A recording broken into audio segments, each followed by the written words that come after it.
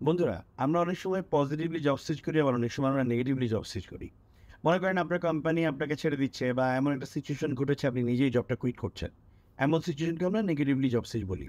আর positively হচ্ছে যে আপনি এই কোম্পানিতে ভালো পারফর্ম করছেন, ভালো সময় ছিলেন। এখন আপনি আপনার ক্যারিয়ার গ্রোথের জন্য বা আরও অন্য কোনো অপরচুনিটি আপনি গ্রহণ করার জন্য আপনি জবটা সুইচ করছেন। আপনি পজিটিভলি জব সুইচ করেন আর নেগেটিভলি জব সুইচ করেন। এই জব সুইচ করার সময় আমাদের মধ্যে যে জিনিসটা ঘটে সেটা হচ্ছে যে আমরা আসলে স্থির থাকতে পারি না বা আমরা যেই জবটাতে থাকি সেই জবটাতে আমরা হ্যাপিলি পারফর্ম করতে পারি না। যে আমি তো আসলে ছেড়ে দিচ্ছি বা আমি তো চলেই যাচ্ছি বা আমার সাথে তো এটা ঘটেছে। এই যে মানে ইন্টারিম যে পিরিয়ডটা, ট্রানজিশন যে পিরিয়ডটা, যে আমি একটা জব সুইচ করব, একটা জব সার্চ করব, ওই সময় কি হয় যে আমাদের পারফরম্যান্সটা ফল করে।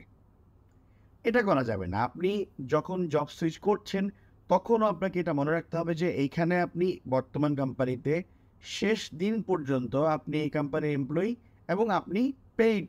আপনাকে কিন্তু স্যালারি দেওয়া হচ্ছে ওই শেষ দিন পর্যন্ত। এবং আপনার পারফরম্যান্স আপনি যেদিন রিজাইন দিয়েছেন সেদিনই শেষ না। আপনি যেদিন কোম্পানি থেকে বের হয়ে যাবেন সেদিন যেয়ে আপনার পারফরম্যান্সটা শেষ হবে বা আপনার পারফর্ম করাটা শেষ হবে। সো জব সার্চ করার সময়ও স্যাটিসফাইড থেকে এবং শান্ত থেকে সুন্দরভাবে নিজের যে বর্তমান জবটা সেই জবের রেসপন্সিবিলিটিগুলো পারফেক্টলি পালন করতে হবে। আর এটাই কিন্তু প্রফেশনালিজম। সো বন্ধুরা, আপনি যখন জব সার্চ করছেন আপনি শান্তভাবে জব সার্চ করুন, কিন্তু আপনার যে কার্যাবলী আছে, যে দায় দায়িত্ব আছে, যে রেসপন্সিবিলিটি আছে সেগুলো সুন্দরভাবে পালন করতে থাকুন। Thank you.